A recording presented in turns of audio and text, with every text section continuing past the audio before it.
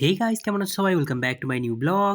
আবার গাইস অনেকদিন পর ফিরে এসেছি আর একটা নতুন ব্লগ নিয়ে। আর গাইস তোমরা আজকে আমার ব্লগ শুরুর টাইমিংটা দেখো, সন্ধ্যে 5টা বাজে, এখন আমি ব্লগ শুরু করছি। আর গাইস তোমরা দেখতে পাবে ঘরে এই পোর্শনটা খুব খালি খালি লাগছে।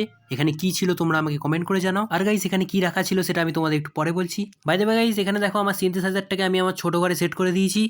আর গাইস এটা কি হতে পারে তোমরা একটু গেস করো তো দেখি। আর গাইস যারা আমার ব্লগ প্রথম থেকে দেখে তারা তো জানোই আমি এখনো ক্লাস 11-এ পড়ছি। আর গাইস আমার সেকেন্ড সেমিস্টার পরীক্ষা চলছিল, তাই আমি এতদিন ব্লগ দিতে পারিনি। বাই দ্য ওয়ে গাইস ওইসব কথা ছাড়াও আমার এই লুকটা কেমন লাগছে বলো। আজকে আবার বেরিয়ে পড়েছি একটা নেমন্তন্ন বাড়ি যাবো বলে। ডেস্টিনেশনটা হলো জনাই। তাহলে চলো গাইস এবার বেরোনো যাক। তারপর গাইস আর কি, যেমন বেলা তেমন কাজ। জিও গাড়ি করে বেরিয়ে পড়েছি সদল বলে যাবো বলে।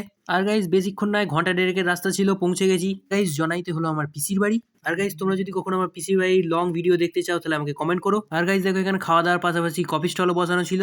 এরপর গাইস আর কি বিনা দেরি করে চারজনে মিলে বসে পড়েছি যে কাজটার জন্য আজকে এসেছি আমরা। এরপর গাইস খাওয়া দাওয়া হয়ে গেলে ছাদেতেই একটু ঘোরাফেরা করছিলাম, কারণ খাওয়াটা আজকে খুব চাপ হয়ে গেছে। এরপর গাইস আমরা রাত্রির 1টা নাগাদ ফিরে পড়লাম বাড়ি।